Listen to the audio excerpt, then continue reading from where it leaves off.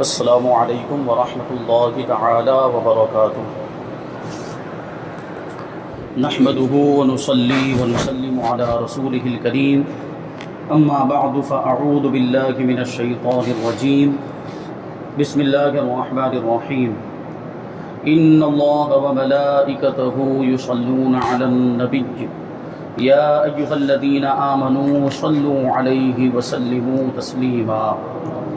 اللهم صل على سيدنا ومولانا محمد معدن الجود والكرم وآله الكرام وابنه الكريم وبارك وسلم صلاة وسلاما عليك يا رسول الله صلى الله تعالى عليك وسلم۔ سورہ بقرہ آیت نمبر 15 کی تفسیر ہے۔ اللہ تبارک و تعالی ارشاد فرماتا ہے اللہ یستہزئ بہم ویمدہم فی طغیانہم یعمہون، اللہ ان کی ہنسی مذاق کا انہیں بدلہ دے گا اور ابھی وہ انہیں مہلت دے رہا ہے کہ یہ اپنی سرکشی میں بھٹکتے رہیں۔ اس سے پہلی والی آیت کریمہ میں منافقین کا ایک طرز عمل اور ان کا ایک طریقہ بیان کیا گیا تھا کہ جب وہ مسلمانوں سے ملتے ہیں تو کہتے ہیں کہ ہم ایمان والے ہیں، ہم ایمان لائے، لیکن جب اپنے شیاطین یعنی اپنے سرداروں کے پاس تنہائی میں ہوتے ہیں تو کہتے ہیں کہ ہم تو تمہارے ساتھ ہیں اور مسلمانوں کے ساتھ ہم استہزاء کرتے ہیں، یعنی ان کا مذاق اڑاتے ہیں۔ تو مسلمانوں کے ساتھ یہ معاملہ وہ کرتے تھے استہزاء کا، تو اللہ تبارک و تعالیٰ نے ان کے بدلے میں، ان کے استہزاء کے بدلے کے طور پر ارشاد فرمایا اللہ یستہزئ بہم، کہ اللہ تبارک و تعالیٰ ان کے ساتھ استہزاء فرماتا ہے، یعنی جیسا کہ اس کی شان کے لائق ہے۔ اور یہاں تفسیر میں یہی بیان کیا گیا کہ اللہ تبارک و تعالیٰ ان کو ان کی ہنسی مذاق کا بدلہ دے گا۔ اور یہاں پہ استہزاء کی نسبت اللہ تبارک و تعالیٰ نے خود اپنی ذات کی طرف کی ہے، جبکہ استہزاء یعنی مذاق کرنا، ہنسی اڑانا، یہ عیوب میں شمار ہوتا ہے، یہ برائی کی بات ہے، یہ عیب کی بات ہے۔ اللہ تبارک و تعالیٰ سارے عیوب سے، ساری برائیوں سے پاک ہے۔ تو پھر اس کا کیا مطلب ہوا؟ اللہ تعالیٰ استہزاء اور تمام عیوب سے پاک ہے، اور یہاں جو اللہ تعالیٰ کی طرف استہزاء کی نسبت ہے، اس سے مراد منافقوں کے استہزاء کا بدلہ دینا ہے، یعنی اللہ تعالیٰ استہزاء فرماتا ہے، یعنی اللہ تبارک و تعالیٰ منافقین کو ان کے استہزاء کا بدلہ دے گا، ان کے مذاق کرنے اور ان کی ہنسی اڑانے کا بدلہ دے گا۔ اور بدلے کے وقت عربی اور اردو زبان میں اسی طرح کا لفظ دوہرا دیا جاتا ہے۔ کبھی کبھی ایسا ہوتا ہے، ایسی کیفیت ہوتی ہے کہ اگر تم میرے ساتھ ایسا سلوک کرے گا تو میں بھی تیرے ساتھ ویسا سلوک کروں گا، یعنی تم میرے ساتھ ویسا سلوک کرے گا تو میں اس کا بدلہ دوں گا۔ جبکہ کبھی کبھی وہ بدلے میں جو سلوک کیا جاتا ہے وہ انصاف پر مبنی ہوتا ہے۔ عربی میں کبھی کبھی وہ اس کو مشاکلہ کہا جاتا ہے کہ سامنے والے کے لفظ کو دوہرا دیا جائے، جبکہ حقیقت میں بدلہ لینا کبھی کبھی یہ انصاف کے لیے ہوتا ہے، عدل کے لیے ہوتا ہے۔ جیسے کہ ابھی آپ کو ایک مثال دوں میں کہ اگر کسی نے کسی کو ناحق قتل کر دیا تو بدلے میں اس کو بھی قتل کیا جاتا ہے، کسی نے کسی کو ناحق قتل کر دیا تو بدلے میں اس کو یعنی قصاص میں اس کو قتل کیا جاتا ہے، اسلامی سزا، کہ جان بوجھ کر اگر کوئی کسی کو قتل کر دے تو اس کی سزا یہ ہے کہ اس کو بھی بدلے میں قصاص میں قتل کیا جائے۔ لیکن پہلے جو اس نے قتل کیا تھا جان بوجھ کر، وہ تو جرم ہے، لیکن اس کے بدلے میں جو اس کو قتل کیا جا رہا ہے تو اس کو بھی تو قتل کا نام دیا جاتا ہے، لیکن یہ جرم نہیں ہے، یہ تو عدل و انصاف ہے، یہ اس کو سزا کے طور پر قتل کیا گیا ہے، اور اس وجہ سے قتل کیا جاتا ہے تاکہ دوسرے لوگ عبرت حاصل کریں اور اس طرح کے جرم سے وہ بچیں۔ تو یہاں پر بھی اسی طریقے سے بدلے میں اسی کیا کہیں گے منافقین کے لفظ ہی کو دوہرا دیا گیا۔ یہ عربی میں ایسا کیا جاتا ہے،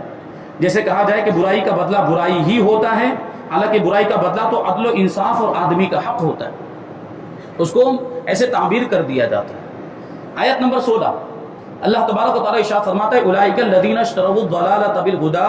فما ربحت تجارتهم وما كانوا مہتدین، یہی وہ لوگ ہیں جنہوں نے ہدایت کے بدلے میں گمراہی خرید لی تو ان کی تجارت نے ان کو کوئی نفع نہیں دیا، اور یہ لوگ راہ جانتے ہی نہیں تھے، یعنی ہدایت یافتہ تھے ہی نہیں۔ اب یہاں جو یہ فرمایا گیا کہ یہی وہ لوگ ہیں جنہوں نے ہدایت کے بدلے میں گمراہی خریدی۔ اب ہدایت کے بدلے میں گمراہی خریدنا یعنی ایمان کے بجائے کفر کو اختیار کرنا یہ نہایت ہی خسارے اور گھاٹے کا سودا ہے، کیونکہ منافقین کا معاملہ یہی تھا، وہ اندر سے کافر تھے، ہدایت کو انہوں نے چھوڑ دیا اور کفر کو اختیار کر لیا، تو یہ بہت بڑے گھاٹے میں ہیں اور بہت بڑے خسارے میں، نقصان میں ہیں۔ یہ آیت یا تو ان لوگوں کے بارے میں نازل ہوئی جو ایمان لانے کے بعد کافر ہو گئے، یا یہودیوں کے بارے میں نازل ہوئی جو پہلے تو حضور پرنور صلی اللہ علیہ وسلم پر ایمان رکھتے تھے، یعنی حضور پاک صلی اللہ علیہ وسلم کی تشریف آوری سے پہلے یہود حضور پاک صلی اللہ علیہ وسلم پر ایمان رکھتے تھے۔ کیسے؟ انہوں نے اپنی آسمانی کتابوں کے اندر حضور پاک صلی اللہ علیہ وسلم کی علامتیں پڑھی تھی، اپنے علماء سے حضور کے بارے میں سنا تھا کہ نبی آخر الزماں ہوں گے، ان کی یہ علامتیں، جب وہ تشریف لائیں تو ان پر ایمان لانا۔ پہلے سے یہ بات مانتے تھے اور یہ آپس میں ایک دوسرے سے وعدے بھی کرتے تھے کہ جب نبی آخر الزماں تشریف لائیں گے تو ہم ان پر ایمان لائیں گے، لیکن جب حضور تشریف لائے تو منکر ہو گئے، انہوں نے انکار کر دیا، حسد کی وجہ سے، بغض کی وجہ سے اور عناد کی وجہ سے، کیونکہ ان کا سوچنا یہ تھا کہ نبی کوئی ہوگا تو وہ ہمارے میں سے ہی ہونا چاہیے، یعنی یہود میں سے ہی ہونا چاہیے، اور نبی آخر الزماں خاتم النبیین کو بھی ہم میں ہی سے ہونا چاہیے، کیونکہ بنی اسرائیل میں سے تھے۔ ان کا سوچنا یہ تھا کہ ہم انبیاء کرام کے اولاد میں سے، اور ہمارے بنی اسرائیل کے اندر بہت سارے انبیاء کرام، ہزاروں کی تعداد میں کم و بیش، تو آخری نبی کو بھی ہم میں سے ہی ہونا چاہیے۔ جبکہ نبی کریم صلی اللہ علیہ وسلم عرب میں سے تشریف لائے تو یہ ان کو برا لگا، اب وہ جل بھن گئے، ان کے دلوں میں حسد پیدا ہو گیا اور حضور پاک صلی اللہ علیہ وسلم کا انکار کر دیا۔ تو دیکھیں، پہلے ایمان رکھتے تھے حضور کے دنیا میں تشریف لانے سے پہلے، لیکن جب حضور کو دیکھا تو حضور کے منکر ہو گئے۔ حضور پنو صلی اللہ علیہ وسلم پر یہ لوگ پہلے ایمان رکھتے تھے، مگر جب حضور اقدس صلی اللہ علیہ وسلم کی تشریف آوری ہوئی تو منکر ہو گئے، یعنی انہوں نے انکار کر دیا۔ یا یہ آیت تمام کفار کے بارے میں نازل ہوئی اس طور پر کہ اللہ تعالیٰ نے انہیں فطرت سلیمہ عطا فرمائی، یعنی حق کو قبول کرنے کی صلاحیت عطا فرمائی، لیکن اس کے باوجود انہوں نے اسلام قبول نہیں کیا۔ حق کے دلائل واضح کیے اللہ تبارک و تعالیٰ نے ان کے سامنے، ہدایت کی راہیں کھول دیں، لیکن انہوں نے عقل و انصاف سے کام نہیں لیا۔ اگر عقل کا استعمال کرتے یا انصاف سے کام لیتے تو گمراہی ہرگز اختیار نہ کرتے، بلکہ اسلام کے دامن سے وابستہ ہو جاتے۔ تو انہوں نے عقل و انصاف سے کام نہیں لیا اور گمراہی اختیار کی، تو وہ سب سے زیادہ نقصان اٹھانے والے تاجر ہیں کہ انہوں نے نفع ہی نہیں بلکہ اصل سرمایہ بھی ضائع کر دیا۔ تاجر، تجارت کرنے والے کبھی نفع ضائع ہو جاتا ہے، لیکن یہاں تو معاملہ یہ ہے کہ انہوں نے تو اپنا اصل سرمایہ بھی، جیسے مثال کے طور پر ہم نے کاروبار میں 20,000 روپے لگائے اور اس پر ہمیں 2,000 روپے کا یا 5,000 روپے کا منافع ہوا، تو کبھی گھاٹے کا سودا یہ بھی ہو سکتا ہے کہ ہمارے جو 2,000 اوپر کے ہیں یا 5,000 اوپر کے جو نفع ہے، پروفٹ ہے، وہ ضائع ہو جائے، لیکن ان لوگوں نے تو اپنے 20,000 بھی ضائع کر دیے۔ یہ مثال ہے، یعنی ایمان سے ہی ہاتھ دھو بیٹھے اور کفر اختیار کر لیا تو کچھ بھی نہیں بچا ان کے پاس، پورے کے پورے گھاٹے میں ہیں، سراسر نقصان میں ہیں۔ اب ان کی مثال بیان کی جا رہی ہے منافقین کی۔ مثلہم کمثل الذی استوقد نارا فلما اضاءت ما حوله ذهب الله بنورهم وتركهم في ظلمات لا يبصرون صم بكم عمي فهم لا يرجعون۔ ان کی مثال اس شخص کی طرح ہے جس نے آگ روشن کی، اندھیرے میں آگ روشن کی، پھر جب اس آگ نے اس کے آس پاس کو روشن کر دیا، کیونکہ آگ کا کام ہے روشنی پھیلانا، آگ اس نے روشن کی تو آس پاس کی جگہ، ارد گرد کی جگہ روشن ہو گئی، منور ہو گئی، تو اللہ ان کا نور لے گیا، یعنی اللہ تعالیٰ نے ان کے نور کو ختم کر دیا اور انہیں تاریکیوں میں چھوڑ دیا۔ جب نور چلا جائے گا، روشنی چلی جائے گی تو کیا رہ جائے گا؟ اندھیرا رہ جائے گا، تاریکی رہ جائے گی۔ تو انہیں تاریکیوں میں چھوڑ دیا اور انہیں کچھ دکھائی نہیں دے رہا، کیونکہ اندھیرے میں کوئی چیز نظر نہیں آتی۔ اب یہ بہرے ہیں، گونگے ہیں اور اندھے ہیں، بس یہ لوٹ کر نہیں آئیں گے، یعنی اپنے کفر سے باز نہیں آئیں گے۔ اب یہاں پہ یہ جو مثال بیان کی گئی ہے، یہ ان لوگوں کی مثال ہے جنہیں اللہ تعالیٰ نے کچھ ہدایت دی اور یا جو ہے کہ اس پر قدرت بخشی، یعنی ہدایت قبول کرنے پر قدرت عطا فرمائی، پھر انہوں نے اسے ضائع کر دیا، یعنی ہدایت کو ضائع کر دیا، اور ابدی دولت کو حاصل نہ کیا، یعنی ہمیشہ کی جو دولت ہے، اور وہ کون سی دولت؟ ایمان کی دولت، اس کو ان لوگوں نے ضائع کر دیا۔ ان کا انجام حسرت اور افسوس اور حیرت و خوف ہے، اور اس میں وہ منافق بھی داخل ہیں جنہوں نے اظہار ایمان کیا اور دل میں کفر رکھ کر اقرار کی روشنی کو ضائع کر دیا، یعنی اقرار نہیں کیا، اور وہ بھی جو مومن ہونے کے بعد مرتد ہو گئے، یعنی اسلام سے پھر گئے، وہ بھی اس میں داخل ہیں۔ اور وہ بھی جنہیں فطرت سلیمہ عطا ہوئی، یعنی حق کو قبول کرنے کی صلاحیت اللہ تبارک و تعالیٰ نے عطا کی، اور دلائل کی روشنی نے ان کے سامنے حق کو واضح کر دیا، مگر انہوں نے اس سے فائدہ نہیں اٹھایا اور وہ گمراہی اختیار کر لی، اور جب حق کو سننے، ماننے، کہنے اور دیکھنے سے محروم ہو گئے تو ان کے کان، زبان اور آنکھ سب بیکار ہیں۔ یعنی یہ ظاہری آنکھ اور ظاہری کان وغیرہ تو سلامت ہے، زبان بھی سلامت ہے، لیکن چونکہ حق کو قبول نہیں کرتے، حق ان کو نظر نہیں آتا، حق بات سننے کے باوجود اس کو قبول نہیں کرتے، اور حق بات اپنی زبان سے بولتے نہیں، تو آنکھ، کان اور زبان ہونے کے باوجود یہ اندھے، بہرے اور گونگے۔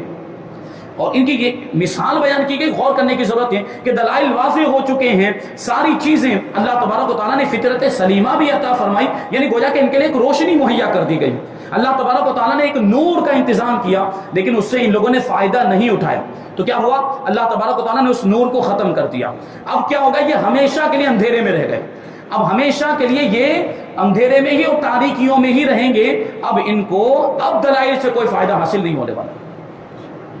آگے اور مثال بیان کی جاتی ہے، او کصیب من السماء فیہ ظلمات ورعد وبرق یجعلون اصابعهم فی آذانهم من الصواعق حذر الموت واللہ محیط بالکافرین یکاد البرق یخطف ابصارهم كلما اضاء لهم مشوا فیہ واذا اظلم علیہم قاموا ولو شاء اللہ لذهب بسمعهم وابصارهم ان اللہ علی کل شیء قدیر۔ یا ان کی مثال آسمان سے اترنے والی بارش کی طرح ہے، جس میں تاریکیاں یعنی اندھیریاں بھی ہوتی ہے، کیونکہ جب بارش ہوتی تو اس سے پہلے اندھیرا چھا جاتا ہے، کالی بدلیاں چھا جاتی ہے، اس کی وجہ سے تاریکی کی کیفیت ہوتی ہے، اور گرج اور چمک ہوتی ہے، بارش ہونے سے پہلے بجلی چمکتی ہے، آواز پیدا ہوتی ہے، اور یہ زوردار کڑک کی وجہ سے موت کے ڈر سے اپنے کانوں میں انگلیاں ٹھوس رہے ہیں۔ کہ بارش والوں کا معاملہ یہی ہوتا ہے کہ اتنی زیادہ کبھی کبھی تیز آواز ہوتی ہے گرج کی کہ اس کی وجہ سے کانوں میں ہاتھ ڈال دیتے ہیں۔ حالانکہ اللہ کافروں کو گھیرے ہوئے ہے، بجلی یوں معلوم ہوتی ہے کہ ان کی نگاہیں اچک کر لے جائے گی۔ مطلب جب ان کے سامنے، منافقین کے سامنے قرآن کی آیتیں پیش کی جائے اور دلائل پیش کیے جائیں، حضور پاک صلی اللہ علیہ وسلم کی باتیں پیش کی جائے، حضور کی علامتیں بیان کی جائے، تو یہ اس کو سنتے نہیں، یعنی کانوں میں گویا کہ انگلیاں ڈال دیتے۔ تو جس طرح وہاں پر موت کے خوف سے یہ بجلی کی جب آواز ہوتی، کڑک کی جب آواز ہوتی ہے تو کانوں میں انگلیاں ڈال دیتے ہیں کہ اس کی اتنی تیز آواز سن کر کہیں وہ مر نہ جائے، اسی طریقے سے جب ان کے سامنے قرآن پیش کیا جاتا ہے، یہ دلائل پیش کیے جاتے ہیں تو کانوں میں انگلیاں ڈال دیتے ہیں، یعنی اس کو سنتے نہیں اور اس کو قبول نہیں کرتے، اور یہاں پر ان کو اس بات کا خوف ہوتا ہے کہ کہیں وہ اسلام کی طرف مائل نہ ہو جائیں اور اپنے پرانے دین اور مذہب کو چھوڑ نہ دیں، اور ان کے نزدیک یہی موت کی طرح ہے، موت کے قائم مقام ہے پرانے دین کو چھوڑ دینا اور اسلام کو قبول کر لینا، یہ اس کو موت سمجھتے تھے یہ لوگ۔ تو ان کی یہ مثال یہاں پر بیان کی گئی، اور بجلی یوں معلوم ہوتی ہے کہ ان کی نگاہیں اچک کر لے جائے گی۔ حالت یہ ہے کہ جب کچھ روشنی ہوئی، یعنی جب بجلی چمکتی تو تھوڑی سی روشنی ہوتی ہے تو اس میں چلنے لگے، اور جب ان پر اندھیرا چھا گیا تو کھڑے رہ گئے، کیونکہ اندھیرے میں اب پھر سے کچھ نظر نہیں آ رہا تھا، تو پھر رک گئے، اور اگر اللہ چاہتا تو ان کے کان اور آنکھیں سلب کر لیتا، یعنی چھین لیتا، بے شک اللہ ہر شے پر قادر ہے۔ ہدایت کے بدلے گمراہی خریدنے والوں کی یہ دوسری مثال بیان کی گئی، اور یہ ان منافقین کا حال ہے جو دل سے اسلام قبول کرنے اور نہ کرنے میں متردد رہتے تھے، یعنی شک میں رہتے تھے۔ زبان سے تو اگرچہ ایمان کا دعویٰ کرتے تھے، ایمان کا اظہار کرتے تھے، لیکن دل میں وہ شک میں رہتے تھے کہ اسلام دل سے قبول کریں کہ نہ کریں۔ اب اس میں کبھی کبھی ایسا ہوتا تھا کہ اچھی چیزیں اگر وہ دیکھتے تھے اپنی مرضی کے مطابق، جیسے مال غنیمت مل گیا، بہت خوش ہے، اسلام قبول کر لینا چاہیے، اچھی بات، لیکن جب جہاد کا حکم آتا تھا، میدان جنگ میں جانے کا حکم ہوتا، اعلان ہوتا، تو اب پھر پیچھے ہٹ جاتے،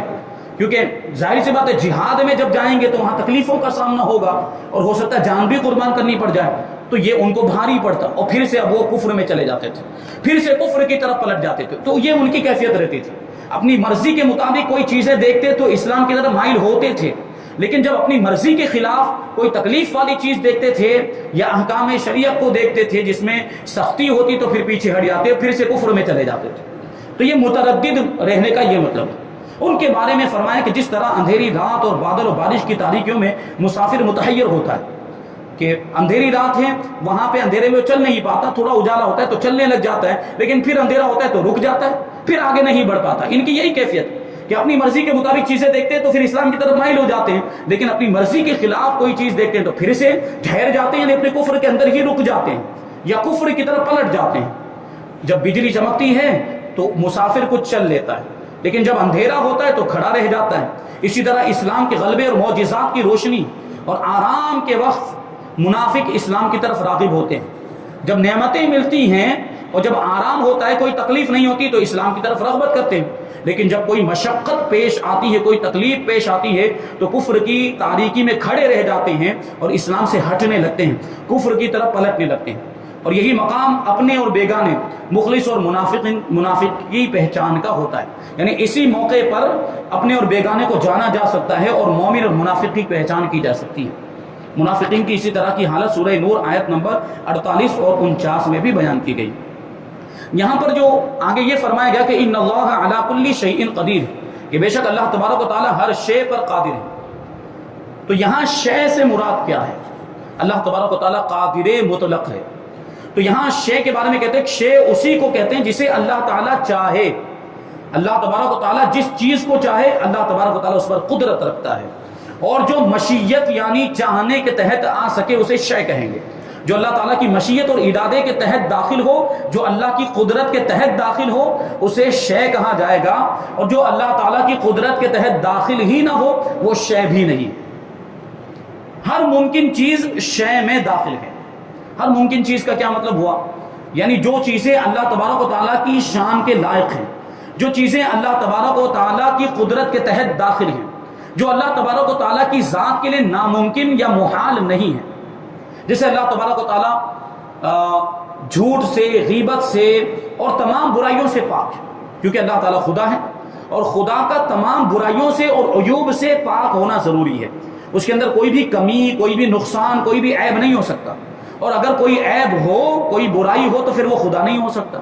اللہ تبارک و تعالیٰ خدا ہے، اس کا مطلب یہ ہے کہ وہ سارے عیوب سے پاک ہے، اور اس کے خدا ہونے کا تقاضا ہی یہ ہے کہ اس طرح کی بری چیزیں اور وہ چیزیں جو عیوب میں شمار ہوتی ہیں، جو کمی میں شمار ہوتی ہیں، وہ اس کی قدرت کے تحت داخل ہی نہ ہو۔ تو یہ ساری چیزیں اللہ تبارک و تعالیٰ، یہ عیوب اور یہ برائیاں، یہ اللہ تبارک و تعالیٰ کی قدرت کے تحت داخل ہی نہیں، کیونکہ یہ چیزیں اللہ تبارک و تعالیٰ کے لیے محال ہیں، کیونکہ جو خدا ہوتا ہے اس میں یہ ساری چیزیں پائی جا ہی نہیں سکتی، یہ اس کے لیے ناممکن ہے۔ تو اگر ان چیزوں پر اللہ تبارک و تعالیٰ کی قدرت نہیں بھی ہے تو اس سے اللہ تعالیٰ کی قدرت میں کوئی فرق نہیں آئے گا۔ کیوں؟ کیونکہ یہ قدرت کے تحت داخل ہی نہیں۔ جو چیز قدرت کے تحت داخل ہی نہیں اس پر اللہ کی قدرت نہ ماننا، یہ تو صحیح بات ہوئی، یہ برعکس نہیں ہوا۔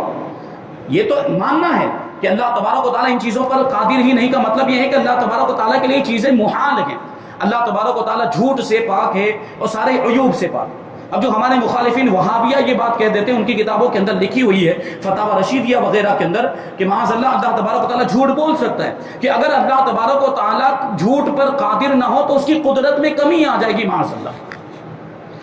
جبکہ ہمارا عقیدہ یہ کہ اللہ تعالیٰ جھوٹ نہیں بول سکتا، وہ جھوٹ سے پاک ہے، تمام عیوب سے پاک، کیونکہ یہ چیزیں اللہ کے لیے محال ہیں، اور ان پر قدرت نہ ماننے کی وجہ سے اللہ کی قدرت میں کوئی کمی نہیں آتی، کیونکہ یہ اللہ کی قدرت کے تحت داخل ہی نہیں۔ اس کی مثال میں آپ کو ایک مثال کے ذریعے آپ کو سمجھانے کی کوشش کروں۔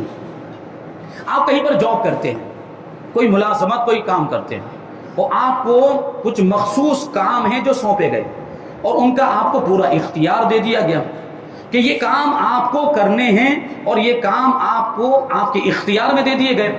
جیسے کوئی بھی سامان ادھر سے ادھر لے جانا، یا جو ہے کہ غلہ سنبھالنا، روپیے پیسوں کا حساب رکھنا، یا کسی بھی سامان کی خرید و فروخت کا آپ کو پورا اختیار دے دیا گیا، اور اس کی قیمت میں کمی زیادتی کرنے کا بھی آپ کو اختیار دے دیا گیا۔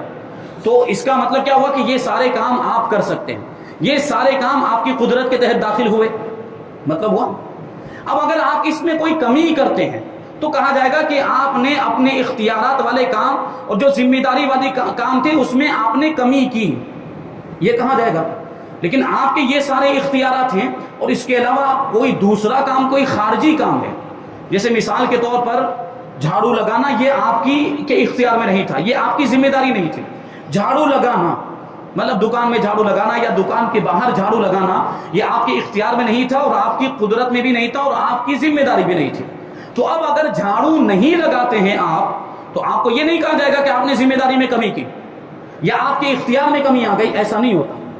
کیونکہ وہ آپ کی ذمہ داری میں داخل ہی نہیں تھا۔ اسی طریقے سے یہ عیوب والی باتیں بلا تشبیہ و تمثیل سمجھے، یہ ساری عیوب اور برائی والی باتیں اللہ تعالیٰ کی قدرت کے تحت داخل ہی نہیں۔ اللہ تعالیٰ کی ذات کے لیے یہ ساری چیزیں محال ہیں، مان ہی نہیں سکتے۔ تو اگر اللہ تبارک تعالیٰ کے لیے اگر جھوٹ نہیں مانتے تو اس کی قدرت میں کوئی کمی نہیں آئے گی۔ اسی کو بیان کرتے کہ ہر ممکن چیز شے میں داخل ہے اور ہر شے اللہ تعالیٰ کی قدرت میں ہے، اور جو ممکن نہیں بلکہ واجب یا محال ہے، واجب یہ اللہ تبارک و تعالیٰ کی ذات ہے، واجب الوجود کا مطلب ہوتا ہے جو ہمیشہ سے ہو ہمیشہ رہے، تو اللہ تبارک و تعالیٰ کی ذات واجب الوجود ہے، تو واجب پر اللہ تعالیٰ کی قدرت نہیں ہے۔ مطلب کیا ہوا کہ اگر واجب پر اللہ تعالیٰ کی قدرت مانے تو اللہ تبارک و تعالیٰ خود قادر بھی ہوگا اور خود مقدور بھی ہو جائے گا، یعنی خود اس کی ذات پر اس کی قدرت ہو جائے گی۔ ایسا تو نہیں ہے، اللہ تعالیٰ ہر ممکن پر قادر ہے، اپنے آپ پر قادر نہیں۔ یا محال ہے یعنی اللہ تعالیٰ کی ذات کے لیے جو چیزیں ناممکن ہیں اس پر بھی اللہ تعالیٰ کی قدرت نہیں، اس سے اللہ تعالیٰ کے ارادے اور قدرت کا کوئی تعلق نہیں ہوتا محال چیزوں سے۔ جیسے اللہ تعالیٰ کی ذات و صفات واجب ہیں، اس لیے قدرت کے تحت داخل نہیں۔ مثلا یہ نہیں ہو سکتا کہ اللہ تعالیٰ چاہے تو اپنا علم ختم کر کے بے علم ہو جائے یا معاذ اللہ جھوٹ بولے۔ یاد رہے کہ ان چیزوں کا اللہ تعالیٰ کی قدرت کے تحت نہ آنا اس کی قدرت میں نقص اور کمی کی وجہ نہیں، یعنی اس کی وجہ سے یہ نہیں کہا جا سکتا کہ اللہ تعالیٰ جھوٹ بولنے پر قادر نہیں تو اس کی قدرت کم ہو گئی، نہیں، کیونکہ یہ اس کی قدرت کے تحت داخل ہی نہیں تھی، بلکہ یہ ان چیزوں کی کمی ہے، یہ ان چیزوں کا نقص ہے کہ ان میں یہ صلاحیت ہی نہیں ہے کہ اللہ تعالیٰ کی قدرت سے ان کا کوئی تعلق ہو سکے۔ تو یہ بات سمجھنے کی ہے۔ اللہ تبارک و تعالیٰ نے ہم پر احسان کیا کہ ہمیں اہل سنت و جماعت میں پیدا کیا، جو صحیح عقائد ہیں اللہ تبارک و تعالیٰ نے ہمیں ان پر رکھا ہے۔ دعا کرتے ہیں کہ اللہ تبارک و تعالیٰ مذہب اہل سنت اور عقائد اہل سنت پر ہمیں قائم و دائم رکھے اور اسی پر ہمارا خاتمہ فرمائے، کہ یہی صحیح عقائد ہیں جس میں اللہ تبارک و تعالیٰ کی شان، اللہ تبارک و تعالیٰ کے مقام و مرتبہ، اللہ تعالیٰ کے مرتبے کا بھی لحاظ ہے اور اس کی قدرت کا بھی لحاظ ہے، اور حضور پاک صلی اللہ علیہ وسلم تمام انبیاء کرام کا بھی کہ مقام و مرتبے کا بھی لحاظ، ان کا ادب و احترام بھی ہے، اور سارے جو بنیادی عقائد ہیں جو جیسے ہونے چاہیے اللہ تبارک و تعالیٰ نے ویسے ہم کو عطا فرمائے۔ اللہ تبارک و تعالیٰ کا شکر ہے۔ اللہ تبارک و تعالیٰ کی بارگاہ میں دعا کرتے ہیں کہ جو کچھ بھی بیان ہوا اس پر ہم سب کو عمل کرنے کی توفیق عطا فرمائے اور نور قرآن سے ہم سب کے دلوں کو روشن اور منور فرمائے۔ وما علینا الا البلاغ۔ السلام علیکم۔